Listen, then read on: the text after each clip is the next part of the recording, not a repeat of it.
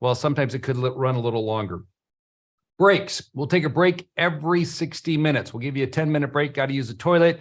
Got to get a cup of coffee. Heck, maybe you're on the East Coast and you want to get a refill on your beer as you're listening to us. Well, that's your time to do it. And then we'll take a 30-minute break if you need to get something, a little snack. We'll typically do that around 1 o'clock Pacific time. We'll break for a half an hour, then we'll come back and get back into the material. In addition to that, questions. Now, here's what's so unique about this event, right? The fact that you're here and you're going to be learning all this is going to propel you with your investing, with your business, with your tax planning. Because it's through the knowledge that we're going to be sharing, we're going to help elevate you in what it is that you're doing.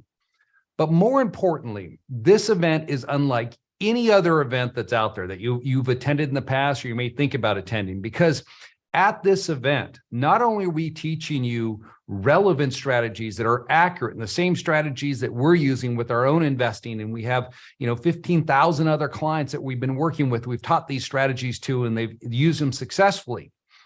But you're also going to get your questions answered, because the material that Toby and I will cover today, I mean, let's face it, I can't get specific with everyone. I try to cover a wide range of topics and show you how to structure certain types of deals and assets. But at the end of the day, we're all different. That's the thing about asset protection and tax planning that sometimes people fail to realize. They think it's a one-size-fits-all approach, that if I go to LegalZoom and I create this structure, then I can go out there and start building my business, start investing in real estate, or my assets are going to be protected. Only discover that, hey, you missed out on some opportunities, or you've been sued and the entity didn't protect you the way you thought it would. I'll be sharing with you some stories of actual clients or court cases where that in fact happened. That is why we've made this event unique, in that we have a team of attorneys and tax professionals that are on here that will be answering your specific questions about your planning. Because I think it's really important that you get that information out there so you understand how the material will apply to you. And that's why we have the Q&A. And typically on an event like this, we will literally answer 1,400 questions from the attendees. Because you're going to see, as I start talking about LLCs and land trusts and corporations and different strategies, you'd be wondering, well, do I need a series LLC in my instance? And so we'll talk about that. And that's what the Q&A is for, is to bring that home. Now, I'll have a special offer for you a little bit later today, just as our way of saying, thank you for taking a day out of your week. It's a Saturday, and I know it's a commitment, especially here we are in December. And you probably got a lot of other things that you've got on the list that you have to do. But you decided to commit to yourself, to commit to improving your situation. And so you're here today. And to thank you for that, we'll talk about this a little bit later, a special offer that we put together just for you for being here with us on this Saturday as we go through this very, very important subject matter. And then last but not least, the chat feature, as I stated, it's only to be used if you have questions. Say you're a titanium or you're a platinum client, you want to have questions about your account, or you have problems with Zoom. You need to talk to us on the technical side, or to discuss something that has to do with the event. That's what chat's for. But I want to know where you're from. And so if you don't mind, put it in the chat where you're joining us from today, because some of the strategies we teach, we'll definitely try to customize the presentation. Like I see we got some Texas right away. I got a few Nevada. That's unusual. We don't have many people from Nevada, but we have some today. More Texas, Jersey, California. Wow, they're coming in hot now. Florida. All right. We got in Pennsylvania. Great. I'm going to make a note of that. Make sure we cover that. Virginia, Hawaii. Wow. It's 7 a.m. there. Yeah, it's only 2 hours behind it, if I recall. Wyoming. Nice. We have offices in Wyoming, Seattle. All right. I'm in our Tacoma office right now, hosting this event. Another Seattle, some Alaska, some Indiana, Tennessee. Okay, Tennessee. Oh man, you're really going to be pushing me today. I got a lot of material I'm going to have to get through. California, of course, we got some specific California strategies just for you. Neptune, the planet. Right on. All right. Otherworldly attendees, we can work with that. We'll show you how to invest on this planet, even though you're from another planet. I don't know. We didn't have any edibles this morning, did we? Before we decided to jump on this event, maybe thought, oh, this is the only way I can get through it. Got to have one or two. And then next thing you know, you're an emperor from another planet. All right. Puerto Rico. Interesting. All right. Oregon. Excellent. New York City. Perfect. Massachusetts. We've got people all over the country. You're at the right spot because we've got solutions for you. We have strategies depending on where you're investing, because a lot of what we're going to be talking about that you should realize is that it's not only where you're from, okay, but it's also where you're buying, because both of those influence the structures that we can use in your overall planning. And we have to be considerate of that. And I've seen so many people make that mistake. They think, well, because I live in this state, that everything works this way, no matter where I invest. And in the fact of the reality is that in certain situations, the entities or the structures you might use to invest in Washington State are not going to be used when we're investing in Tennessee or Florida or some other place like that, or Pennsylvania. There are going to be different strategies, or Colorado, how we're setting up the structure there. So we want to make sure that what we're covering, as I stated, is going to be relevant to you. And you'll see that throughout. I'll be sidebar and saying, all right, if you're going to invest in this state, here's how you want to set it up. And be sure to, when we do that, go to the Q&A and get your questions answered as well. Okay. If you're not familiar with Anderson, you saw us on YouTube, or you saw us on Google, you saw Facebook as well, and you signed up for this event.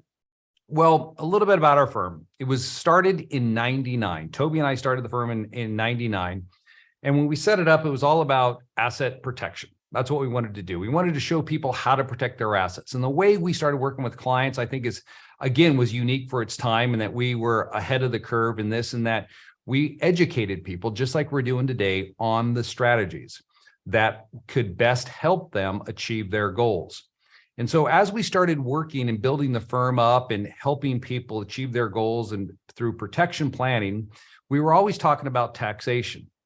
But what we realized is that when we would tell someone, hey, it'd be in your best interest if you set up, for instance, a C corporation for that particular type of business structure that you're doing, that they would take that information, we'd set up the structure, then they would go back to their CPA and they would explain to their CPA what we recommended. And the CPA, if they're not up on it, they were down on it. And they'd say, what the hell are you doing that for?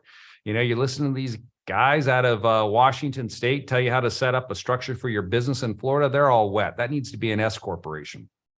And we realized we started having problems with the individual, or with our clients started having problems with their CPAs not understanding, even if we would get on the phone with them. Because many of you know, if you're a platinum client, you already realize this, we'll get on the phone and consult with your CPA. It doesn't cost you anything as a platinum client to have that type of service. And if we couldn't bring them over to our way of thinking, we realized, hey, we need to develop a solution.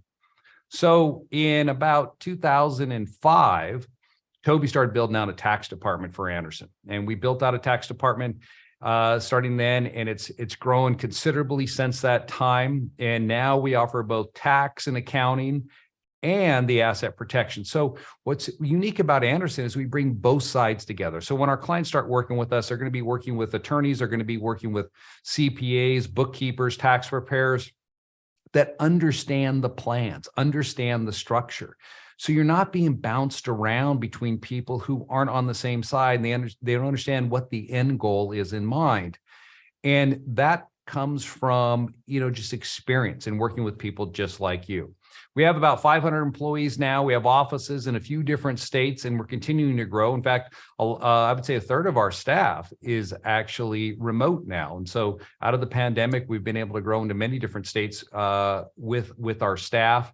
And so we're able to provide a lot of high touch to our clientele in this area of planning. Now, about your partners, as I stated, I'm one of the partners, and I'll introduce myself, and then Toby will come on, talk about himself and give you some of his background. Michael won't be joining us today, but he's also one of the managing partners of Anderson. My background, as you heard in the video, I grew up in a real estate investing family, And it's something that I've taken with me, and Toby and I, we've done together over the years. We have a portfolio over 300 properties, and we invest in different asset classes, multifamily, single family, commercial, mobile home parks, self-storage. And sure, there's some others out there. We flip properties. We actively flip right now, although, the market's kind of shifting in North Carolina where we do the flipping. But what I'm explaining to you is this, is that you're going to be learning strategies from people who are actually doing what you want to do. You're also going to be learning strategies from individuals that are small business owners. Toby and I, we set up Anderson, and we've always had this business mindset about running it, growing it to where it is today. And we still want to continue to grow. And we've set up multiple businesses along the way. And I think this makes us very unique in our space and what we provide to our clients, because our approach is not just about asset protection and tax planning. I'm going to share with you that it's also about understanding the business and what we're trying to help you accomplish. And that's what our clients receive when they're working with us, is that intangible side that a lot of people are not aware of. And you'll see this throughout the presentation today as Toby and I present how important this is. But anyways, we are both attorneys. Don't hold that against us. And so, we understand the legal side, but we've been doing this for over 22 years. And it's quite a journey to build the firm to where it's at. And we've developed quite a bit of experience along the way. Hey, Tobe, I know you're out there. Why don't you come in and tell them a little bit about yourself? Yeah. Hey, Clint. Thanks for having me. Number one, there's some folks ask about schedule. Clint will go through all that, but I'll just let you know right at the gate. This morning is about asset protection, and this afternoon is about tax planning and legacy planning. I'm going to do that. I'm going to do the afternoon. Clint's going to be doing the morning, and listen to him, and especially listen to him when he starts talking about this concept of security through obscurity and anonymity, and not letting people know what you have, because I think that's probably the number one way to preserve your assets. Something that we don't see a lot of is clients looking to sue homeless people. No matter what the homeless people do, the perception is that they're judgment proof. Well, we kind of want you to be in that same situation, not that you look like a homeless, but that people can't figure out whether you have assets that they can take. And it becomes really important. Clint will share with you a bunch of his clients, but I was just thinking about some of the bigger ones where it quite literally, you had two people, both of whom had liability, one of whom had our structure and one of whom did not, had a traditional structure. And our guy got out right at the very beginning. I don't even know if they got served at the lawsuit. They were able to settle out quickly. And the other guy, who happened to be somebody that was related to him, is still in it 5 years later and still spending all the money. And they're like, are you kidding me? And we're like, yeah, that's kind of how this stuff works. But I'm going to be going over a bunch of tax. This is what's really interesting, is a lot of people have been told you have to depreciate your real estate over 27 and a half years, or it's non-residential, so it's 39 years. And I'm sorry, but yes, you can choose that, or you could choose to write off about a third of it, like right at the very beginning. And you actually have that choice, and they conveniently leave out that part. It's called cost segregation and bonus depreciation. And somebody was already asking about it in the Q&A, but there's so many little nuances like that we're going to get into. Somebody was saying, oh, I have a car that I use specifically for business, and I still don't know how to write it off. Okay, we'll go over a bunch of that stuff. We'll show you the difference between being an individual for tax, where you earn money, tax, and then you get to spend what's left over. And we're going to switch it. And we're going to show you how to earn money, spend it, and then get taxed on what's left over. And in the real estate world, that leftover portion is usually zero. The old adage in the accounting world is, if you're paying taxes because you don't have enough real estate. Now, just because we can get you down there to zero doesn't mean we're going to. That's not necessarily the wisest decision. And Clint will be explaining that this morning. What you should know is that Clint and I are absolute real estate investing addicts. We have, I don't even know how many properties that we've invested in together. It's over 300. And everything from storage to apartment buildings to a lot of single family. We actually really love single family. And we've been doing this for close to 25 years. We speak from what we do and what we've learned from making our mistakes, which, trust me, Clint and I both have a bunch of dents in our forehead from hitting beams that we didn't notice, and that you just run right on into full on. So we hit them so you don't have to. So we can explain, here's how a lot of things work. And sometimes we're like, holy kashmoli, I didn't know that. And then we're like excited to get to share it with all of our clients. And especially when laws change and there's new rulings, there's new laws all the time. Congress loves to change the laws. And we love going out and finding out, hey, here's some really cool things that are going to help you. Here's some things to avoid that are going to hurt you. Here's a good path going forward. And I'll just end with this. We're all doing this for a reason. I believe that people are better stewards of their money than the government. It just happens to be that we're able to make a bigger difference locally and in the lives of the people that we care about than I think a government can. So I have no problem with tax strategies to reduce what you pay. Absolutely none. But I also think it's really important that you create a legacy for your family, for the organizations that you care about. There's too much of this die and distribute mentality out there, and we'll show you an alternative, how you can avoid a lot of the pain and suffering. And when I say you, it's really your family and your loved ones who you're leaving behind. Let's see how we can create a legacy that goes on multiple generations. It's not about your kids and your kids' kids. It's about your kids, right? We want to make sure that we're creating something now that benefits the folks that you care about or organizations that you care about in perpetuity. And so we'll show you how that works. It's actually easy. And people always make it out like it's this crazy, dynasty trust and all this. It's like, no, it's actually really simple. And the concept's simple. It's very easy to understand, and you'll understand it before you're done today. And that's it. I'll be in probably after lunch, maybe a little bit before lunch if there's some Q&A that I can help with, Clint. But it'll be a lot of fun today. Great. And, as Toby was talking, I was looking at the Q&A in the chat, and the reason why you're here today is so you're not going to make the mistakes like Frank just posted up there. He said, hey, I was advised to put 4 rental properties under a C Corp, and that would help with my taxes. Well, I'm sure glad you're here, Frank, because you're going to find out that actually will not probably achieve the results that you're looking for, and actually may, in fact, increase your taxes. So this is the thing, is that there's a lot of misinformation out there when it comes to strategic entity planning for real estate investors, for small business owners. And where we really excel is like putting together these types of plans and these strategies to help people just like you to protect your wealth and reduce your taxes. One of the services that Anderson provides is that we do form entities. We set up corporations, limited liability companies, land trusts, charitable remainder trusts, private foundations, limited partnerships, but in setting up those entities, you want to make sure that the structure is appropriate for the type of investing or the type of business that you're planning to get involved with. And I'm going to give you some examples today of where people made the wrong decision or they were guided down the wrong path by maybe their CPA or their local attorney who just didn't understand what the nuances were in that type of structuring.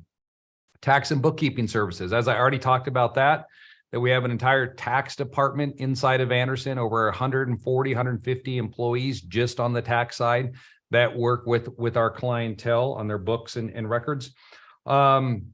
Retirement planning services. So if you're thinking about investing with your retirement plan, if you want to set it up in a way in which you can take advantage of those assets, maybe you want to borrow some money out, we can help you do that by setting up the right type of retirement plan for you. So we do set up solo 401ks and the like.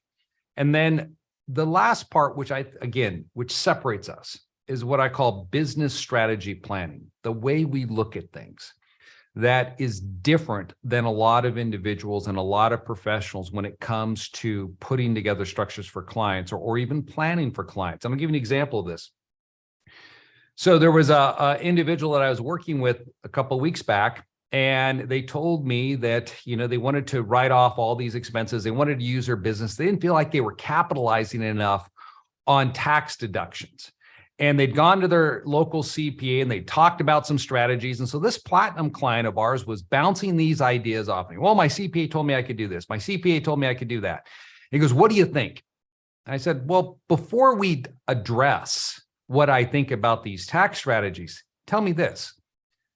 What do you want to do with this business? And he goes, well, what do you mean? I said, how long do you want to stay in it? I mean, if you want to stay in it, great, we'll talk about that. But do you want to sell this business at any time within the next 1 to 2 years? Is that on the horizon?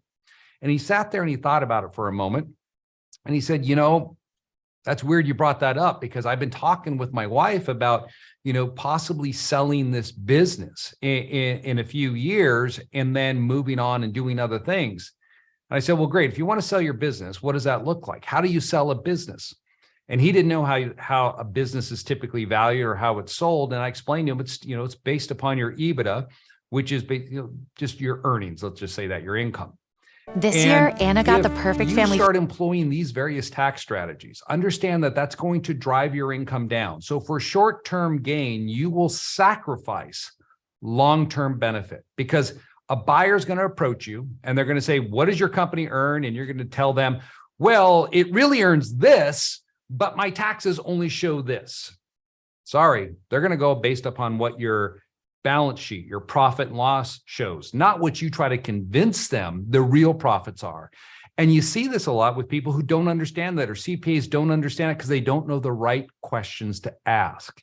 And that's one of the things that we'll be talking about today when we talk about asset protection, business planning, asset protection and business planning here in the morning. Toby's going to talk about tax planning in the afternoon. I'm going to be pointing out, these are the questions that you need to be asking so you're getting relevant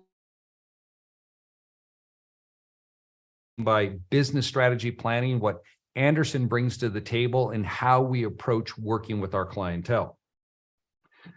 Okay, so why are we here? What, the asset protection side, what are the concerns? Well, what I find is that a lot of people who attend these events, they've either gone out there and tried to set something up, and now they're coming back and looking for vindication or trying to verify whether or not they did it right. Some people have never done anything and they're completely exposed. And so other individuals as well, they haven't ever done anything because they've been told they don't need to do anything. Just load up an insurance or don't worry about it. It probably never happened to you. And what I find is that there's a lot of people that fall into that latter category because there's a lot of misinformation out there about using LLCs and land trusts, people who are uninformed. And what really got to me this year was when I read a Washington Post article in January where it stated, that an LLC may not be beneficial for small-time real estate investors.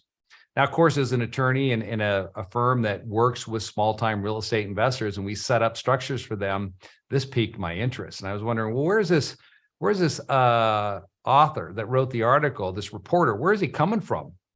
And what it stemmed from is that somebody submitted a question to the Washington Post, and it had to do with whether or not they should set up an LLC because they were going to go in and do some rehab work on a property, some electrical work. And they wanted to know, should they create a limited liability company? Well, this reporter that authored the article made 3 critical errors in his analysis that led this person, unfortunately, down the wrong road. And I'm just going to show you really quick what I'm talking about when I say there's misinformation. So this reporter stated that, as we've mentioned in our prior columns, one significant disadvantage of holding properties in an LLC is that you may not find a lender willing to finance the properties while ownership is in a limited liability company. Okay. He's right. All right. You're not going to find very many lenders that will finance real estate, residential real estate that's held in an LLC. If you limit your borrowing or your lending pool to qualified mortgage lenders, there are plenty of lenders out there, non-qualified mortgage lenders, non-QM lenders is what we call them, that will lend to limited liability companies. So there's this assumption that's made by an individual who doesn't understand the investing industry because he's probably not a real estate investor himself. So he's never been down this road, but he's opining as if he has some experience in telling other individuals, oh, you can't get lending in an LLC. Well, you're right, you can't, but if you use the right type of lenders, you can. So if you're thinking about, your own situation, what should you be doing right now? Developing relationships with a community bank, for instance, because that's a non-qualified mortgage lender. That is, they're going to treat it as a portfolio loan. Many times they'll loan to a limited liability company. So you can close in an LLC. I have 2 that I personally work with, First Citizens Bank and Business Bank in Nevada. Portfolio lenders, they loan to LLCs. I don't need to take title in my own name. So this runs against what this author is telling the readers, but also more importantly, what they miss out on is that the LLC, even if you have to close in your own name because you're using a qualified mortgage lender and you take title in your own name, will transfer the property right after you closed into the LLC. I have thousands of clients that do that every year. They buy it in their own name, then they deed it into the limited liability company. So you still get the lower interest rates that a qualified mortgage offers you. Then you get the asset protection that's provided by an LLC. So this is the first error, okay, I saw in this article, because he's stating the obvious. You're right, qualified mortgage lenders don't allow you to close in an LLC, but that doesn't mean you shouldn't set one up. Just set one up and transfer the property in after the fact. Second problem I saw in here, he said the second disadvantage is that some small real estate investors believe that the legal protections offered under a limited liability company are sufficient and don't carry enough insurance. I don't even think this guy owns property, because if you've ever financed real estate, you know, I mean, your personal residence, case in point, who determines the amount of insurance you cover? Many times it's paid for, it's impounded and paid for by your loan service processor or your bank that's covering your insurance. They're making sure that their interest is adequately protected to ensure that you have sufficient coverage. So if you don't buy the coverage, they'll buy it for you and charge it to you. So to state that if I was going to buy property, put it in an LLC, it has a loan on it, and I could shirk my duty to insure myself, it just doesn't happen. You cannot do that.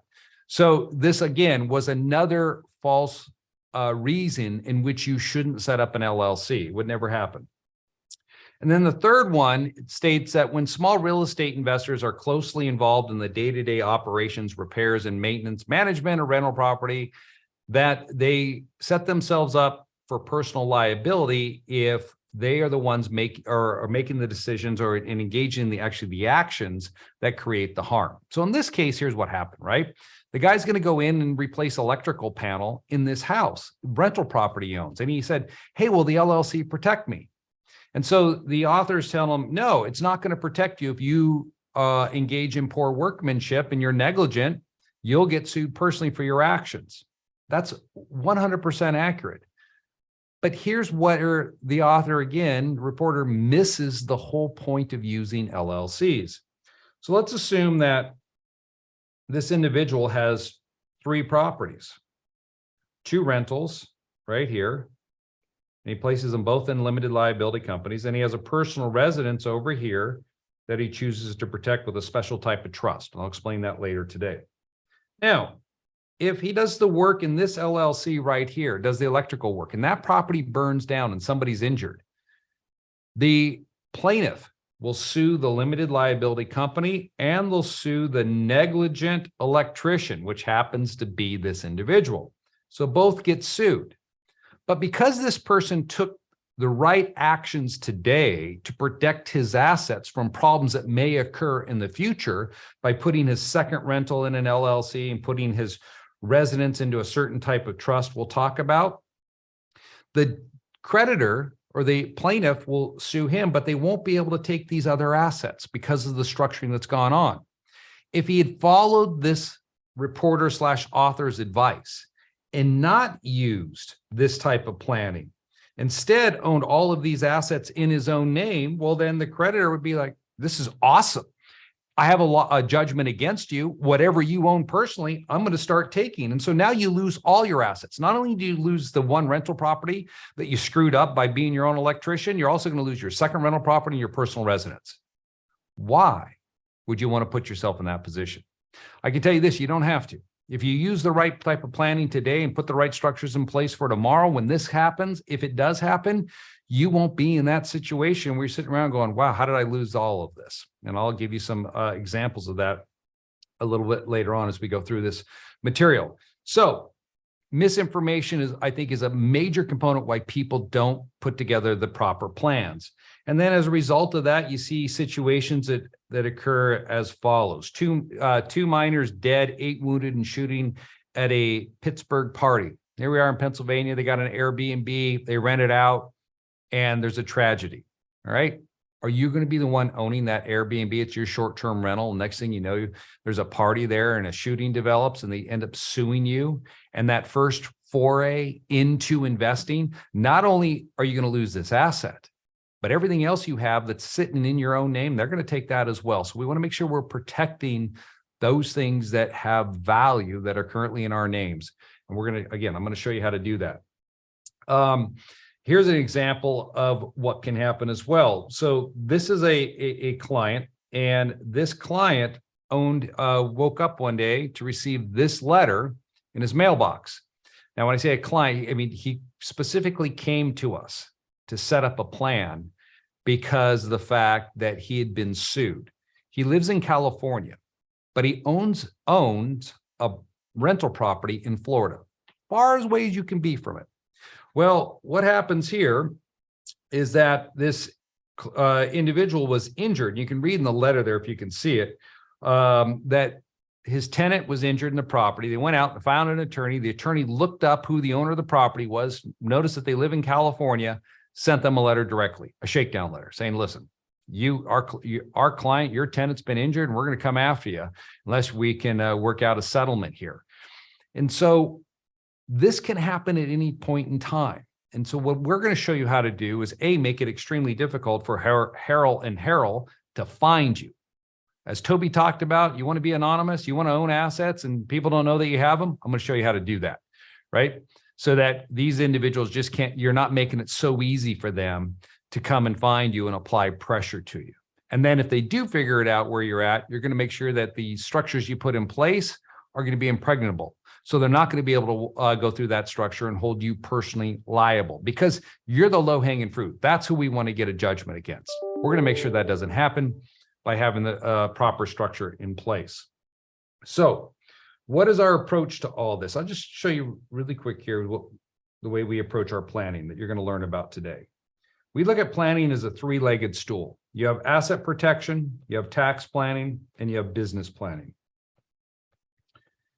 And so many people, when they start their plans and they start looking at putting something together, will focus either here on asset protection, or they're going to focus on reducing their taxes down to zero, as Toby talked about. Now, Toby is going to show you how to cut your taxes. And as he stated, he goes, he'll show you how to get as close as you can to zero, but you always have to temper this and realize what is it you want to do, okay, with your business. Because if you put too much of the emphasis on the tax leg, for instance, how does that impact your ability to grow?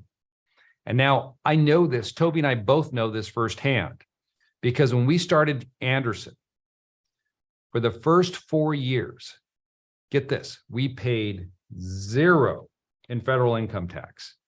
And we could earn $450,000, $600,000 in income, but we paid zero in tax on any of that money. And I will tell you that I thought I was brilliant.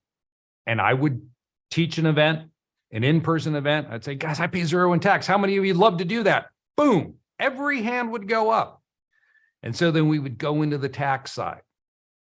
Well, here's what happened. As we started to build our business and we started to expand out and create other businesses and apply for SBA loans and to buy real estate and go to lenders to obtain financing, we started getting shut down. And the reason we were being shut down is because they would ask for copies of our tax returns to verify our ability to repay. And we'd put ourselves in a position where our tax returns didn't show that we made money. And you'd have to tell the lender, oh no, I really make money. It just doesn't show up in my tax return. You know how that's interpreted? Probably that you're in some type of illicit activity because, right, those are the people who don't report income, people that are drug dealers, things like that. So it didn't help us grow. And so we realized, hey, when we're building out a plan for someone and we're working on that, you always need to be conscious of the business. You need to ask the right questions so you're not putting someone into a structure that's isn't going to help them out to where they want to go. And I'll give you another example of our thinking and the way we approach things that is completely different than a lot of local practitioners. So this situation, I had a client I was working with, and he came to us. He's a titanium client as well, and I had a consult with him. He sent in his current entities he had, sent in his tax returns. I went through it all, and I sat down with him, and he had created with a local CPA an S corporation. And so I said, why did you create this S corporation? It was actually an LLC taxed as an S corp, is what he'd set up.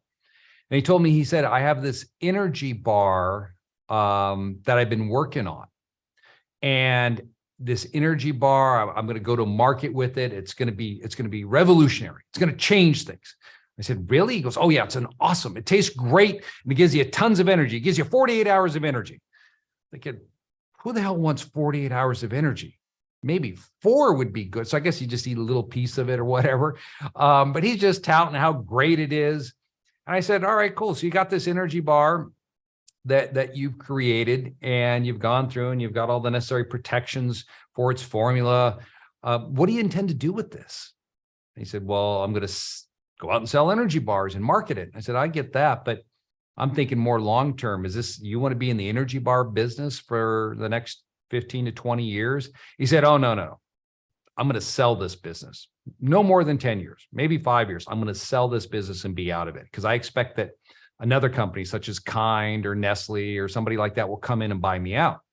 I said, all right, interesting. And what do you think that buyout price would be? He's like, I don't know, probably 10, 20, $30 million easily. I said, okay, good. Now we've established what your goals are for this business. Then let's talk about where you've screwed up with your planning to date. So would you like to be put in a structure where when you sell your business, you'll have $2 million, or actually, excuse me, you'll save $2 million in taxes. You'll receive $10 million completely tax-free on the sale of your business, which will save you $2 million in taxes. Does that sound appealing to you? You're like, well, yeah, who wouldn't want to save $2 million or get $2 million back, $10 million completely tax-free? I said, I don't know. Obviously, your CPA doesn't. And he said, what? I said, well, see, your CPA sets you up in a structure, an LLC treated as an S corporation and run this business. And what I'm referring to right here requires that we create a C corporation for you, and it be a traditional Inc. And immediately, he starts backing up. Well, wait, S corporations flow through, C corporations have double taxation. I said, that's all. Again, that is CPA mumbo jumbo, because unless you run the numbers with them, you'll find it does not matter. They'll be exactly the same, but here's where they're going to differ. When you go to sell your business, I will save you $2 million in taxes. Whereas if you continue down the road you're at right now, you will be paying an extra $2 million in taxes. And I can tell you from personal experience, in having done this for 25 years, how many people that I've met with over the years that said their biggest mistake they made when they formed their business was listening to their CPA who told them to create an S corporation. Because when they eventually sold, they realized they're paying $2 million more in taxes because of that structure. So this is what I'm getting at. You have to ask the right questions of someone so you can create the right types of plans. I mean, just think about, strategies. I was at another conversation. I'll just share one more with you, because I think it's imperative that you understand this stuff. So this person wanted to get involved in short-term rental arbitrage. So what does that mean? Well, you're going to go in, you're going to find a property, and you're going to lease the property from an owner over here. So you're going to lease the property from them. And then you're going to turn around, you're going to sublease it out to people on a short-term rental basis, 7 days or less on average. So the difference here is that when you're leasing this property, let's say it's $3,000 a month, and you're able to lease it out for $3,000 a week, you make $9K on this side, you're paying out $3K here, you're taking the difference of $6,000. So I'm talking to this client, and told me this is what he wants to do. I said, great. You're going to do short-term rental arbitrage. You got all figured out markets. Yeah, I've done all that. I said, so you understand, that $6,000 of income, that's taxable to you. He goes, yeah, I get it. So would you be interested in learning a strategy where we could do the exact same thing, and I could ensure that you'll never pay tax on that money ever again? I mean, you can do some where you take it in, you pay tax on it, and other ones you will never pay tax. And again, he said, no one's ever told me you could do that. I said, well, you haven't found the right person yet. Here's what you need to do. I'm going to take you out of the picture here. So on the deals where you don't want to pay any tax on them, all I want you to do is this. Set up a self-directed Roth. Self-directed Roth IRA right here. So you're going to set that up. And then that self-directed Roth IRA is going to we're going to create a limited liability company up here, of which you're going to be the manager of. The member is going to be your IRA. Okay.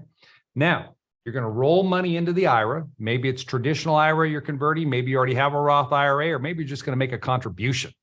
Whatever. Let's get this thing funded. We'll put some money in there. You're going to get that money up here. And then this LLC is going to enter into the lease agreement with this owner here for $3,000 a month. Now, on this side, your LLC is going to engage in the short-term rentals at $9,000. The $6,000 now is going to run into the LLC. Because that LLC that I'm going to set up for you is owned by a self-directed IRA, a Roth IRA, this Roth IRA, as you know, when you pull it out in the future, it's tax-free. So you do 3 in your own name this over the next 3 months, 3 deals. Let's say you're running, you make $18,000 in your personal name. That's taxable, but you run 2 through the Roth IRA. That's $12,000. That's not taxable. There's your retirement plan money right there. Completely tax-free retirement. You're doing the exact same thing, but all we're doing is changing where that money's flowing. That's what we do at Anderson. That's why you're here today, to learn strategies like this. I wonder how many of you have thought about this before. You want to do lease option investing. Here's a great way to do a lease option type strategy as well.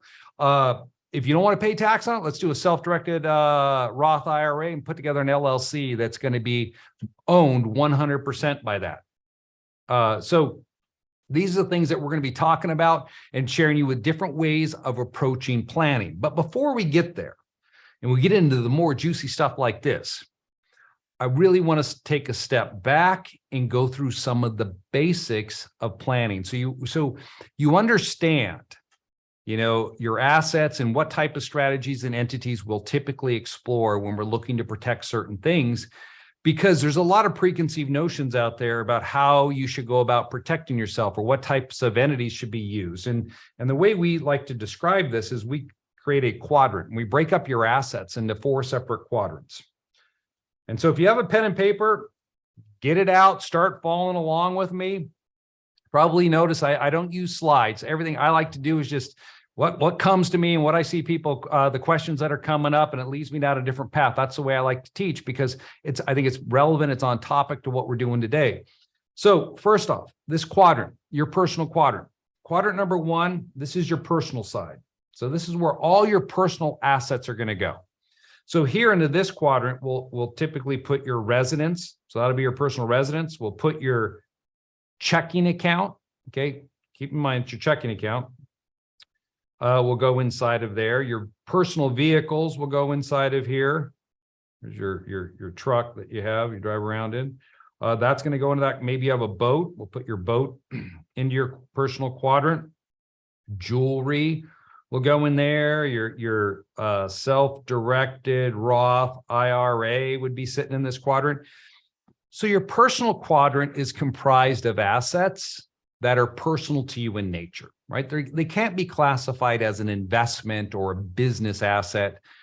Truck's not it could be a truck, could be a business asset if it was used in your business full time, but most of the time it's not. You drive it for personal use. So the personal quadrant holds all your personal stuff. Now, we're going to show you ways in which to protect some of these assets today, because believe it or not, there's a lot of value many times in the equity in your house. We've seen a big run up in equity over the last several years. So you've got an asset there that needs protection. Your IRA may need protection. All of these assets right here, you want to make sure that you're protecting them should something happen to you.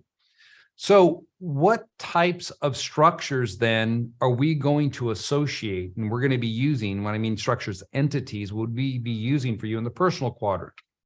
Well, the first thing we look at here is we like to use a living trust.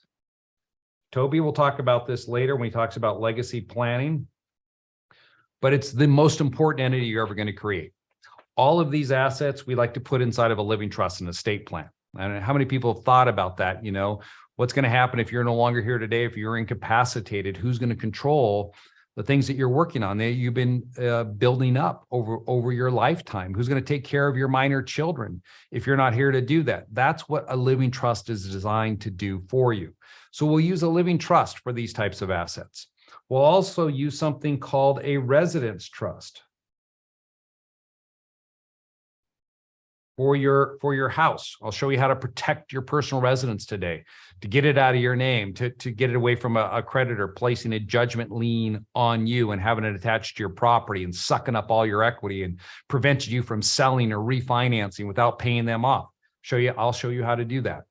And then we'll also look at using maybe a solo 401k or self-directed IRA, as I showed you, for your retirement assets. And everything that we're talking about here, these are all trusts. In quadrant number 1, your personal assets, they go into trusts. They do not go into limited liability companies, corporations, limited partnerships, and things like that. We're going to keep those on the trust side. Now, on the quadrant number 2, this is our no risk investments. So what are these? These are things that you have right now that you hold for investment, for growth, for appreciation, right? For income generation, but they don't create risk for you. That's what's key here for this quadrant number 2. These types of assets do not create risk. So what am I talking about here? If you have stocks, okay, your brokerage account, if you invest in syndications, okay, gold, metals, things like that you may have, crypto, that goes up and down, but you get my point. Notes, private notes, maybe you're a private lender, you loan people money, that would go in here. And so when I say they're no risk, what I'm referring to is this: these types of assets do not create liability for you. That a lawsuit isn't going to start here with these assets. Okay, so you're free then to put all of those assets into one type of box. You don't have to worry that a lawsuit's going to develop. I mean, because it just doesn't happen. I'll give you how absurd this is. Let's say you had a stock in, I don't know, let's say I had stock in Tesla or SpaceX, better yet, SpaceX. And somebody came in and they looked at my desk and they saw the share on my desk and they said, wow, you own SpaceX? I said, yeah, I got in early on that one. This is so cool. And then as they're holding it, they're like looking at it and they end up giving themselves a paper cut on their finger. Now, after my friend leaves my office, he goes outside and he's walking down the street and he saw that somebody's dog messed right there on the sidewalk. And being the responsible person he is, he grabs some tissue and tries to move it off into the bushes. And so when he goes down, he picks it up, his finger smears through it, right, and gets right into that cut, some of that dog mess. And now that dog doo-doo's in his cut and he develops MRSA. And the next thing you know, he's lost his arm because it just ate his arm up. So he decides to do this. He used to be my friend, but not anymore because he has no arm. And he developed MRSA because he had a paper cut from picking up the share of stock on my desk. Therefore, he's going to sue me. Now, you're probably sitting there going, maybe Clint had the edible today. Who the hell comes up with something like that? Well, would that case get any traction anywhere? Probably in 49 of the states, no, it won't. California, I'm sure it would. Okay, because in California, you can sue anybody for anything. I mean, there was a case a couple of years ago where a monkey, literally, a monkey was suing a human, okay, over a picture that somebody took of the monkey, a selfie. You can Google it. Monkey sues human over selfie. I mean, this is how crazy it is in California. That's why those of you in California, you really need this type of protection. But the point is, in this quadrant, threats don't occur inside. Okay, these assets don't create threats for us. Where do the threats come from? They come from you, my friend. You're the one that's going to create the liability. You're going to lose these assets because you do something stupid. You enter into a contract, right? And you try to back out of it. You get sued by the other side. You get involved in a car accident. And that results in a lawsuit. Maybe it's a lease agreement that you default on because you no longer need the space, or it's a mortgage you took out that's now reset. And you can no longer make the payments because the income doesn't bring in enough money to cover the payments. So you want to walk away from the property. Instead, you get sued by the lender when you try to do that. So lots of ways for people to be sued. We've seen it with the amount of years I've been in business, seen so many different types of lawsuits. You just can't even predict them. But the point is, what you want to make sure of is that if you do find yourself in that situation, you've taken all of these assets and you put them into a blue box. And we call this one a Wyoming limited liability company. I'm going to be talking about Wyoming quite a bit today in certain situations because it's one of the strongest states out there when it comes to a very specific type of protection that you're going to want to make sure that you have in your planning. And the protection I'm referring to is what is called charging order protection. Okay. This is what keeps people's assets safe from personal creditors. If you don't have this, you don't have protection. And where does this come from? This type of protection? It comes from the state. That is, the state enacts a set of laws that state that if a member, which you are in your LLC, if a member is sued and a judgment is entered against that member of this LLC, so translation, somebody gets a judgment against you for $1.7 million because you ran a business where you employed independent contractors. And now they've changed the law and they said they're going to make it retroactive to 2 years. Those people couldn't be independent contractors. And now you're liable for making them independent contractors and they can sue you for damages. You're like, whoa, are you serious? I didn't know you could do that. Well, in certain states, that's what they do to people. And now they get a judgment against you for $1.7 million. I'm actually telling you a story of a client. And they come after you. Well, if you set up the right structures like my client did, and you have this type of protection, this charging order protection, they cannot, meaning those creditors cannot break your LLC, get up here and take any of these assets that you have placed inside of there.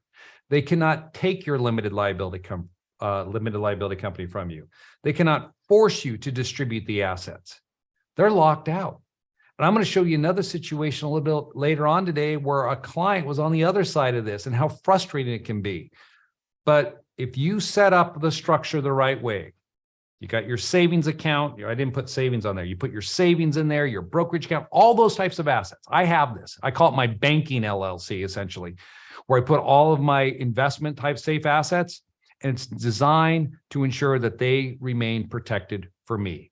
But it starts with having the LLC set up in the right state with charging order protections. I mean, I saw a couple people from Colorado. Sorry, you don't have this in Colorado. They'll bust your LLC. California, they'll break your LLC. It's not going to happen with us because we're going to set you up the right way so you're not going to be in that situation where they're going to be able to break your LLC and take your assets. No risk investments. We're using a Wyoming LLC. Okay, quadrant number 3. This is the business quadrant. Okay, this is where if you're thinking about running an active business and you want to protect it, we're looking at quadrant 3 here. So what's an idea of an active business? Well, that energy bar business is one. Maybe you're into flipping real estate, property management. You're a real estate agent. Maybe you have a nail salon you want to start up. Okay. Whatever it is, wherever active business means this. The income is derived from the services you provide or the products that you're making that you sell to people. So this is what we mean when we're saying it's an active business.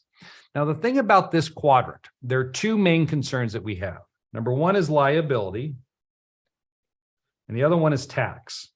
So we want to make sure that we're reducing our liability exposure so we don't get tagged for what happens in our business. And it's not just you I'm talking about, it's what your employees do can make you liable as well. So I want to make sure I have liability protection. And I also want to make sure that I'm reducing my taxes to the greatest extent as possible, but doing it the right way, not the way that Toby and I did it. Toby's going to show you these techniques. There's a right way to write stuff off and a wrong way. You want to make sure you're doing it the right way. So when it comes to planning for these types of activities in this quadrant, you have 2 choices. You can use either an LLC or a traditional Inc. corporation.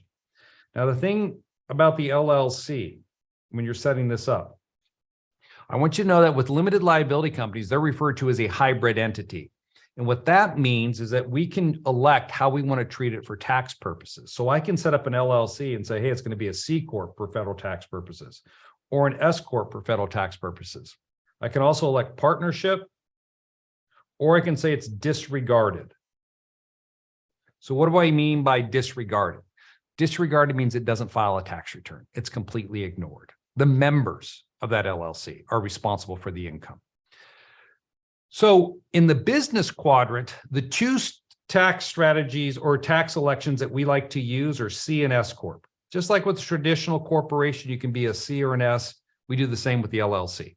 We don't use these two right here. Partnership and disregarded, we save those for either the no risk quadrant or the risk one. I'll show you here in a moment. We're just going to focus on the C or an S Corp. So what we're doing there is we're looking for strategies to reduce our income in that quadrant by using either an LLC or an Inc. Now, you might be saying, well, Clint, well, tell me what I need. I don't know what you need. And here's why. Because you need to have a strategy session with someone who understands the distinction. I already gave you an example of a client that I worked with where he was set up as an LLC, taxed as an S Corp, right? And I came in and said, what you really needed was an Inc. treated as a C Corp so we could get you to where you wanted to be when you sell your business in 5 years. That's what you need to be focused on, sitting with someone who understands this difference, because there are certain benefits that come from traditional corporations that LLCs don't provide, even though they're taxed the same way. And so breaking that down is only going to be is beneficial to you in breaking that out. So think about this as well. When we're setting up businesses in this quadrant, you got to be careful. You don't want to put all of activities like we did up here. You don't want to put all the same activity or all different activities into one business. So if you came to me and said, Clint, I've got an energy bar business. I said, all right, that's got to be a corp. Clint, I like to flip and I'm engaging in property management. Okay, so we could group both those together under a corp. Oh, you want to set up a nail salon? Well, that's got to be a different entity. Because again, in this quadrant, the thing that we also tell people is you don't want to have a lot of assets here. Okay, keep your assets over here in your other quadrants, because if you have a lot of assets here, there's a tremendous amount of liability that comes from running an active business. So we want to keep the assets relatively low. And so that means we set up structures where you have access to the assets. I mean, I've done this many, many times where their business, right, has needs $150,000 in cash. I can't tell you how many people I've met. They'll say, well, I'll just contribute the money. And it's like, no, don't contribute the money. Loan the money. Loan the money, file UCC1 financing statement, secure all that asset. So if your company gets sued, you get your money back. If you just put it inside there, you lost it in the event of a lawsuit. So little things like that can mean the difference between not having anything after a lawsuit versus having everything you started with after the lawsuit occurred. That's why this is so important, and that's why you're here today. Fourth quadrant is the risk quadrant. This is where we have assets that create risk for us.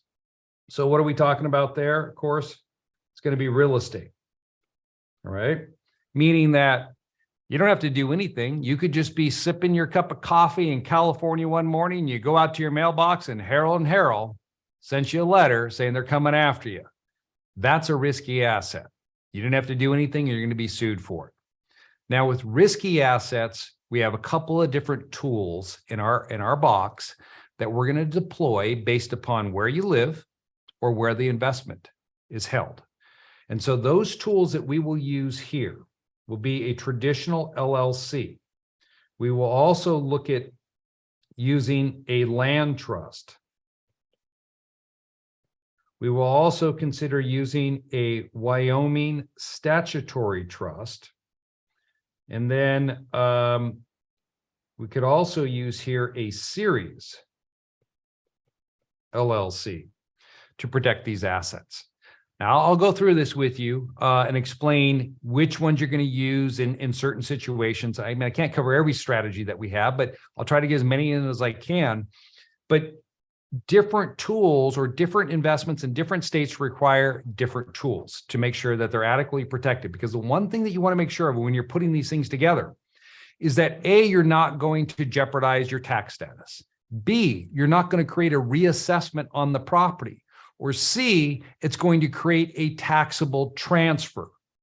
Those are all the things you need to be focused on when you're setting up this structure so you can achieve the best overall result.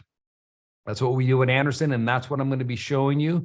But until we start on that, we're going to need to take a quick 10-minute break, and then we'll come back. We'll get into protecting residential real estate. Guys, I'll see you back in 10 minutes.